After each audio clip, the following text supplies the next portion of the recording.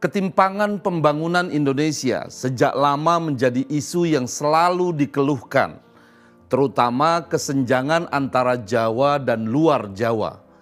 Dari presiden ke presiden masih berorientasi Jawa sentris, belum mengarah kepada Indonesia sentris. Seolah pembangunan lebih banyak di Indonesia Barat, sementara Timur seolah tidak tersentuh roda pembangunan. Sejak lama pembangunan kawasan luar Jawa dianggap kebijakan yang kurang populer. Bagi Ganjar Pranowo, ketimpangan regional antara Jawa dan luar Jawa harus segera disudahi. Ini adalah agenda bangsa yang penting supaya seluruh sumber daya yang ada di seluruh Indonesia dapat dikerahkan untuk kemajuan bangsa. Supaya kemakmuran bisa dinikmati oleh anak-anak bangsa di tempat yang paling terpencil sekalipun. Inilah makna sejati dari amanat konstitusi tentang adil dan makmur bagi seluruh tumpah darah Indonesia. Di titik 0 km di kawasan IKN Nusantara, Ganjar menegaskan komitmennya untuk melanjutkan pembangunan IKN yang telah dirintis oleh pemerintahan Presiden Joko Widodo.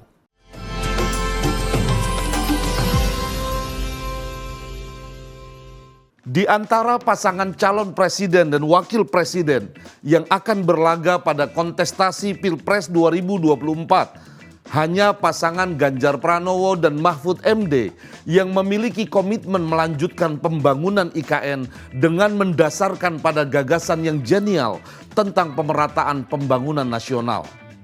Publik mengetahui pasangan calon presiden Anies Baswedan dan calon wakil presiden Muhaimin Iskandar menjadi satu-satunya kontestan yang tidak menjadikan pembangunan ibu kota Nusantara atau IKN masuk ke dalam dokumen visi, misi, dan program kerja mereka. Paslon nomor urut 1 ini menempatkan Kalimantan sebagai contoh penerapan ekonomi hijau. Bahkan secara terang-terangan, Anies Baswedan menyebut pembangunan IKN hanya akan menimbulkan ketimpangan baru, bukan bentuk pemerataan seperti yang kerap digaungkan oleh pemerintahan Presiden Jokowi. Pasangan calon nomor urut 2, Prabowo Subianto dan Gibran Rakabuming Raka, meskipun menyebutkan keberlanjutan program IKN dalam visi misinya, tapi dangkal sekali dalam mengelaborasi landasan berpikir dan gagasannya. Meneruskan IKN hanya klaim melanjutkan program Jokowi. Dalam dokumen visi, misi, dan program kerja yang diberi judul Bersama Indonesia Maju, pembangunan IKN dimasukkan ke dalam salah satu prestasi Prabowo sebagai Menteri Pertahanan sejak 2019 dengan menyebutkan Prabowo meningkatkan kualitas SMA Taruna Nusantara, membangun 5 sekolah baru di Jawa Barat, Jawa Timur, Sulawesi Selatan, Sumatera Barat, dan Ibu Kota Nusantara, serta membangun 2 politeknik baru. Coba telaah lebih seksama. Apa hubungannya melanjutkan IKN dengan membangun sekolah di beberapa provinsi itu? Pembangunan IKN yang di tangan Pak Jokowi ditujukan sebagai program pembangunan kunci untuk mengurangi kesenjangan nasional di masa depan yang bersifat holistik dikerdilkan menjadi program pembangunan parsial. Yang lebih miris lagi, paslon nomor urut 2 itu mengklaim akan mendatangkan lebih banyak investor ke IKN karena Prabowo memiliki latar belakang militer. Alasan lainnya, Prabowo dan Gibran sama-sama pelaku bisnis nasional, dan itu diyakini menjadi salah satu modal kuat untuk menarik investor menanamkan investasinya di IKN. Hanya Ganjar Pranowo dan Mahfud MD yang secara spesifik menyebutkan keberlanjutan IKN di dalam dokumen visi, misi, dan program kerjanya yang berjudul Menuju Indonesia Unggul. Bahkan mereka memastikan percepatannya. Secara tegas, dalam dokumen itu dicantumkan komitmen melanjutkan pembangunan ibu kota Nusantara secara bertahap. Sehingga IKN menjadi titik keseimbangan baru keadilan pembangunan sekaligus simbol Indonesia yang futuristik. Karena itulah Ganjar Pranowo mengunjungi kawasan ibu kota negara. atau IKN Nusantara dan menjadi calon presiden pertama yang menyatakan komitmen melanjutkan pembangunan IKN. Saya ada di sini menjadi capres yang pertama yang kampanye di IKN untuk menunjukkan komitmen itu. Begitu tegas Ganjar. Pembangunan IKN adalah sebuah komitmen mewujudkan gagasan Bung Karno yang dicetuskan sejak tahun 1950. Tidak ada presiden yang berani menjawab tantangan itu.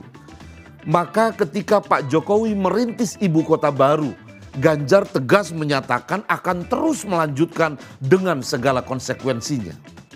Mari kita lihat datanya ya. Pada kuartal pertama tahun 2023, Jawa menyumbang 57,2% dari total produk domestik bruto. Kepulauan Sumatera menyumbang 21,8%.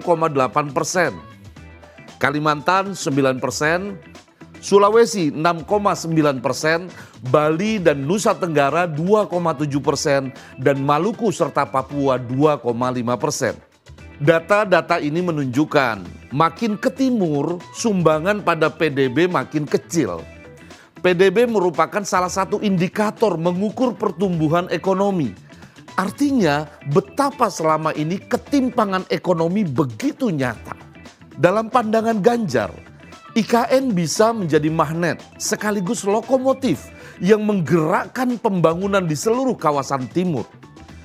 Pengembangan di luar Jawa perlu dipercepat supaya pertumbuhan ekonominya tinggi. Sehingga tercipta keseimbangan dalam pertumbuhan ekonomi. Indonesia bagian timur harus dikuatkan.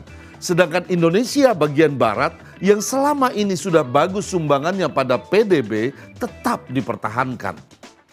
Dan jangan lupa, memindahkan ibu kota bukan hanya memindahkan hal-hal fisik seperti bangunan dan infrastruktur. Memindahkan ibu kota juga berarti merubah mindset, menanamkan cara berpikir dan memindahkan cara bekerja. Ini bertujuan untuk menjawab tantangan Bung Karno dulu bahwa republik ini membutuhkan ibu kota yang lebih representatif demi pemerataan kesejahteraan seluruh rakyat Indonesia. Komitmen Ganjar Pranowo itu secara tidak langsung menyelamatkan wajah Presiden Jokowi. Kita tentu masih ingat beberapa waktu yang lalu di depan 100 pengusaha nasional, Jokowi habis-habisan berusaha meyakinkan 100 pengusaha yang hadir dalam IKN, 100 CEO Forum untuk berinvestasi dalam pembangunan IKN.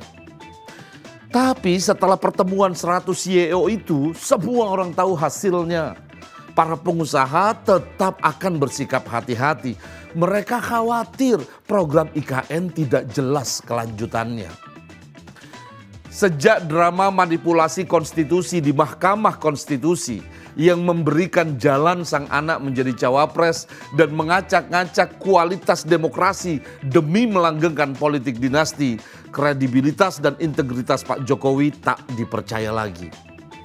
Ganjar Pranowo dan Mahfud MD harapan nyata untuk melanjutkan hal-hal positif sekaligus merajut inovasi-inovasi baru yang lebih mutakhir. Inilah wujud nyata dari kaidah fikih yang sering disebutkan oleh Pak Mahfud MD, yaitu al-muhafadzah 'alal qadimis salih wal akhdhu bil jadidil aslah. Mempertahankan hal lama yang baik sekaligus mengadopsi hal baru yang lebih baik.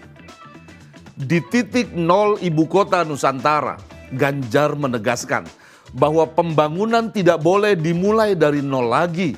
IKN dirancang menjadi kota masa depan dengan kecanggihan teknologi. Semua itu menjadi mimpi atau visi yang hanya bisa terwujud jika melibatkan semua unsur agar IKN Nusantara memenuhi harapan bangsa Indonesia sekaligus mengembalikan kepercayaan dunia kepada Indonesia. Inilah asa saya, asa Ayah NH.